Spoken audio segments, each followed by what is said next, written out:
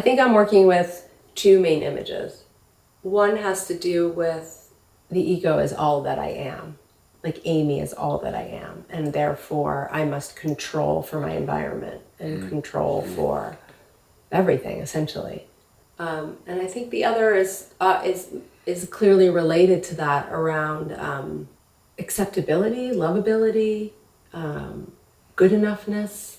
So the first image you talked about, that is basically about sort of self-sufficiency, but without connectedness. It is. Is it an ego? It's having to be in control in a defensive way without. It's inherent. Inherent is a total lack of faith. I see. It's a total lack of faith that I'm going to be okay, whatever that means. You know, one could see it as a spiritual question. One could see it as like a trauma response, right? And so it's, you know, it's that worry of I'm not going to be okay has to be addressed both from a kind of energetic, physical, emotional level, mental level, because again, it must be a trauma response, but it's also a deeply spiritual task. Like I must have come in, I believe I came in here somehow to heal that worry that I'm not okay, that it's not going to be okay. So it's like we often split the spiritual and the psychological, right? And sometimes religion can be some bridge between the two, but we can't solve for it separately.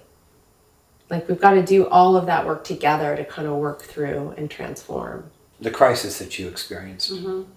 How the crisis manifested for a person who's conscious. In other words, are there ways in which you were denying what was going on? Mm-hmm. I mean, the first thing that comes to me as you ask that question is the teaching in the lecture about the upward spiral, right? That we kind of meet the same set of challenges or crises, and we spend a shorter amount of time there as we become more conscious, but we're still going to meet them, right? So, you know, the first go around of a crisis might take years, decades that you're in it, right? And you're kind of, you're just kind of uncovering and sort of feeling, and you're in the mud of it.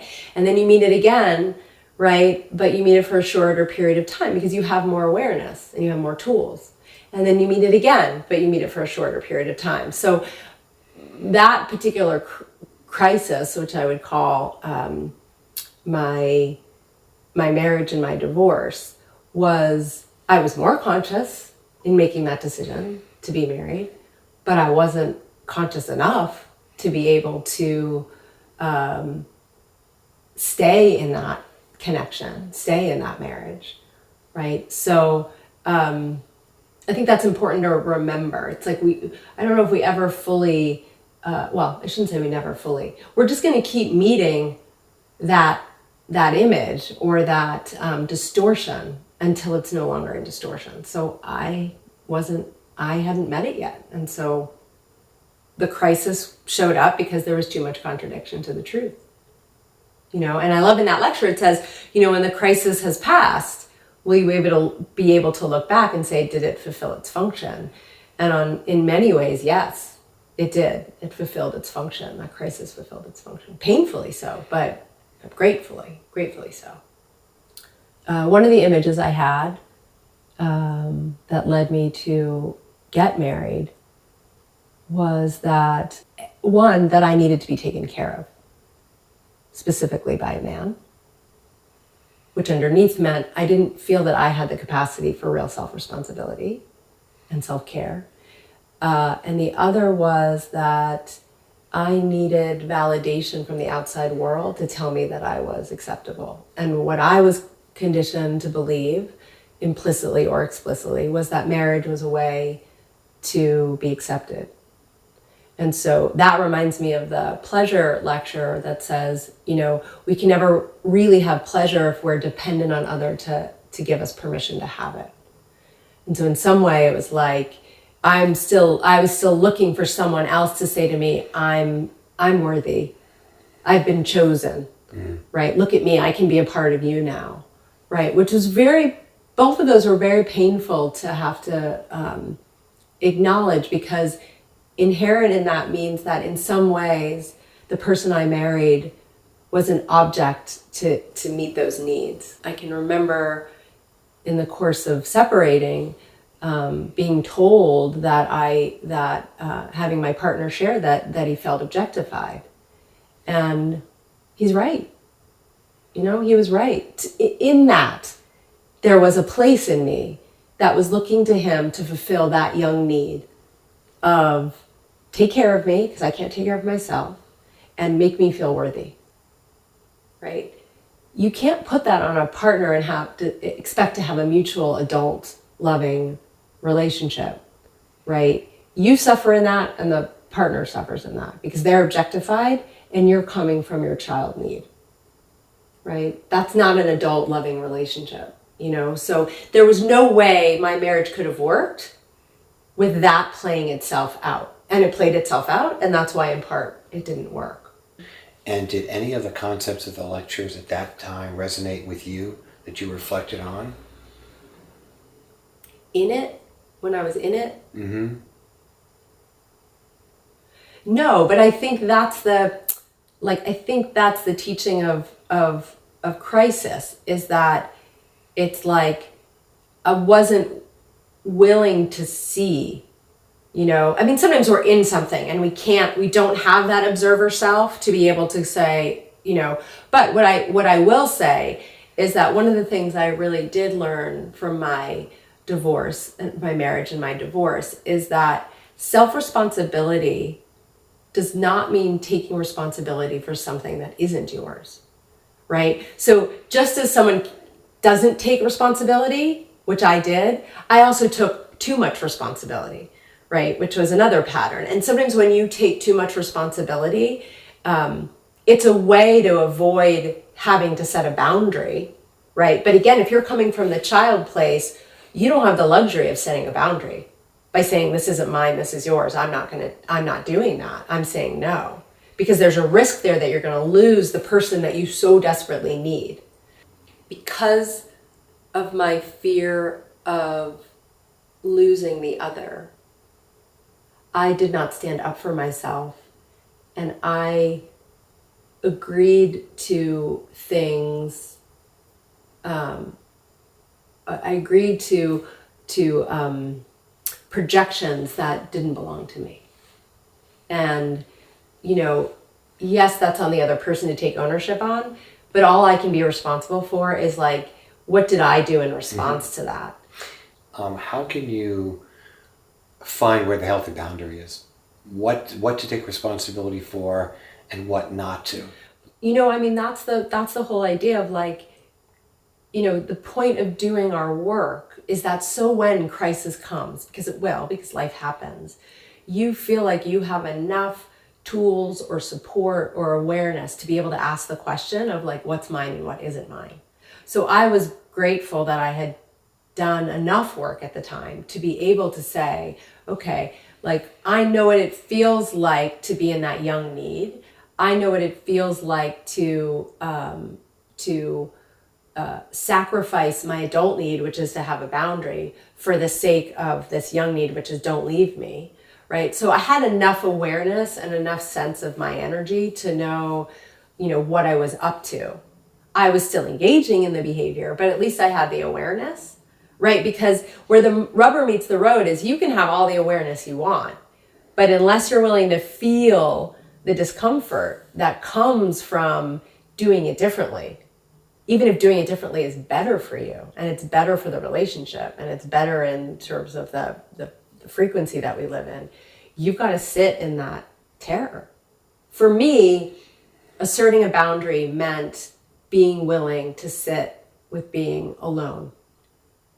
Because the moment I said no, I was left. And I had to tolerate being left, right? And see that I could survive it. Because only then could that pattern change of me needing to say yes so that the other person stayed, right? I mean, it's like that was the crisis was like, here's your moment, Aimee. Like, see that you are okay. That you're okay, that you've got this. That you don't need to sacrifice yourself. You don't need to sacrifice your integrity. You don't need to throw sort of Aimee under the bus to meet Aimee's needs. Right. Right? And so my favorite lecture, one of my favorite lectures, is Real Needs and False Needs, because it was so instrumental for me to see how much of my child need was showing up in my marriage. So just give me examples of the real needs and the false needs. A child need that I had in my marriage was that I shouldn't have to fix anything. I shouldn't have to do anything. I shouldn't have to pay for anything. This very young, and it didn't come from a place of not wanting to do those things or not being capable, but this little kid was like, oh, you know, mommy and daddy are here. Like, you're here now to take care of me. Finally, I'm going to feel like, you know, someone's got this, right? That was so unfair to do to another person. And, you know, I happened to pick someone who very much had that generosity of spirit, right? And in some ways, I might argue that that generosity of spirit was the way he got his child need met. You know, he had a beautiful gift of giving, but sometimes he gave in order to stay in connection. So we were like the perfect pair. I mean, in a tragic way from the perspective of kind of the wound, but in a really beautiful way, because it offered this mirror of like, wow, you give to get, right? And I take so that I don't have to stand in my kind of adult self. It was just a perfect marriage in that way. Mm-hmm. So that's one example. In relationships, people are together for both positive and negative reasons. Absolutely. Yeah. I mean, I adored the person I was married to. I miss him. I feel his goodness. I feel his heart. I feel his leadership. I feel his genuine generosity. And I was also in relationship with his, and he was in relationship with my defended parts, and the parts that weren't able to be and stay in mutual adult connection, you know? And so it's painful to have to learn the lessons this way. But in some ways it was the only way I could learn the lesson.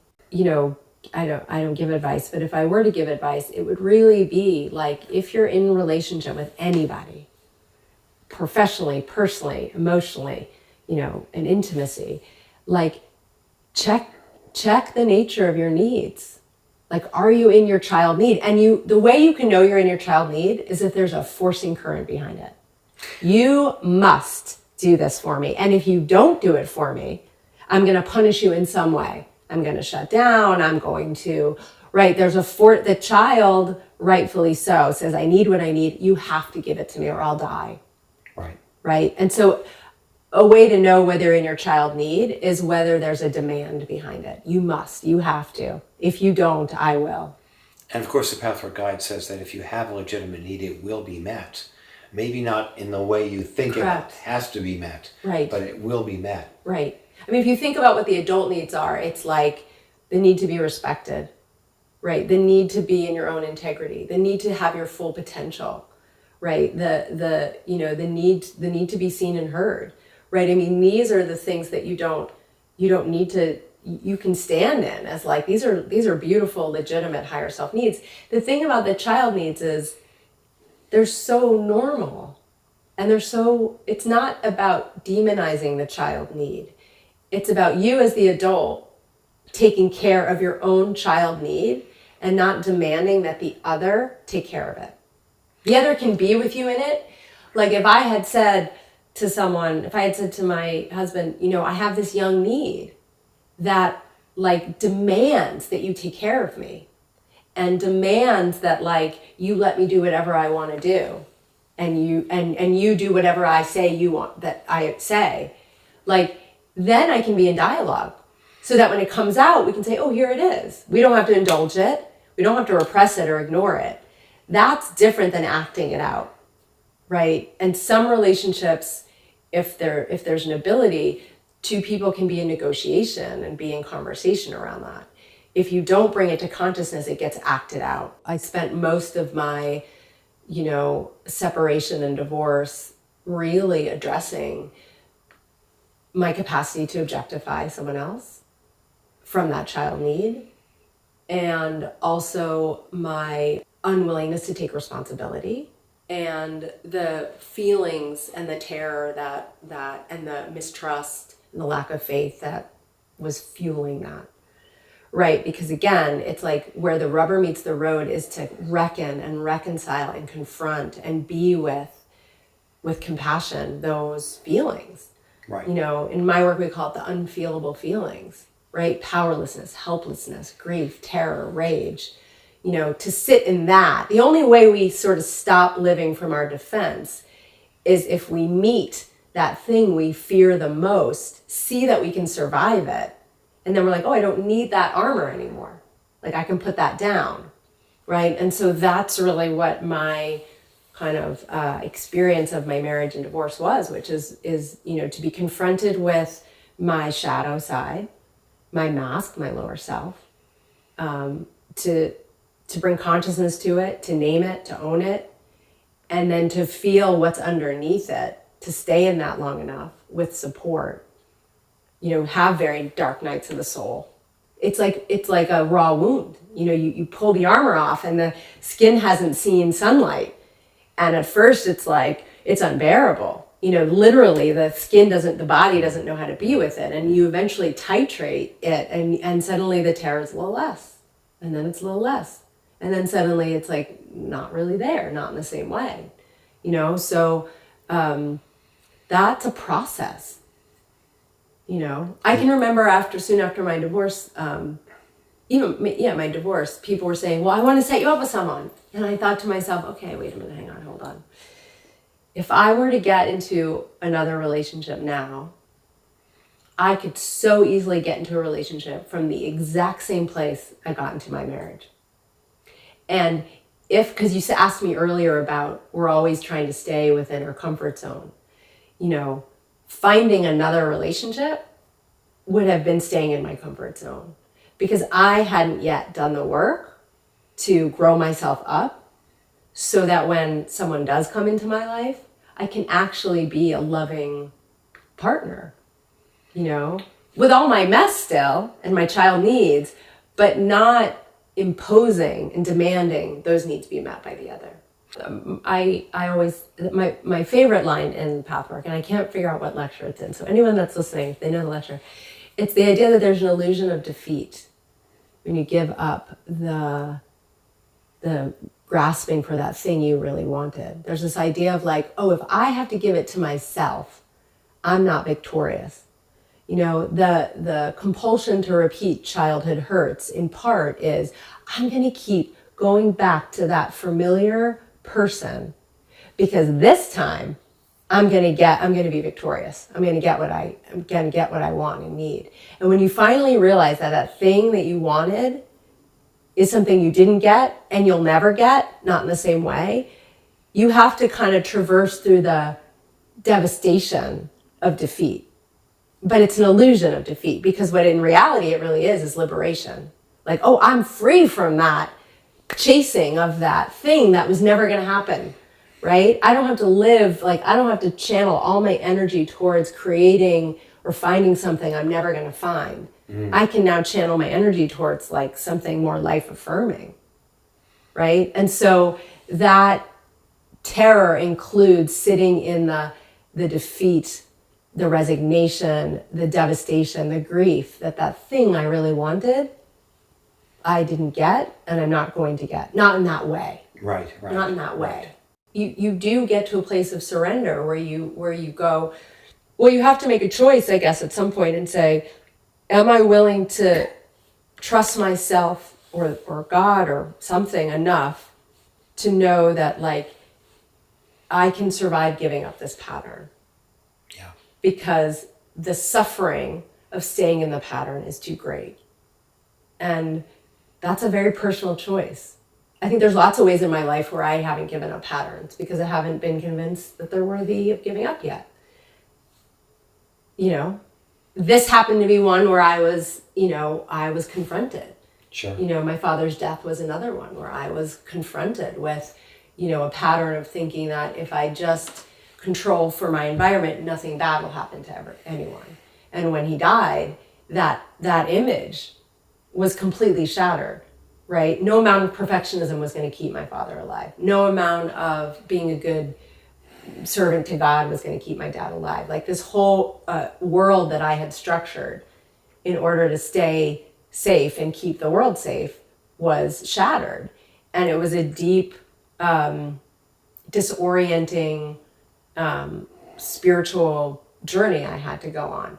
But to be free from all that controlling behavior was the liberation, right? So it's like we have to be able to tolerate, and that goes back to the body work, because if your physical system, if your nervous system cannot hold the vibration of that energy that's been sitting there all along, covered up by all these layers of defense, you can't get through it. And so you've got to bring in the body, you've got to bring in the breath, you've got to bring in compassion, you've got to bring in titration. You have to do it slow. So I'm grateful that I had all those tools to be able to get through those particular crises.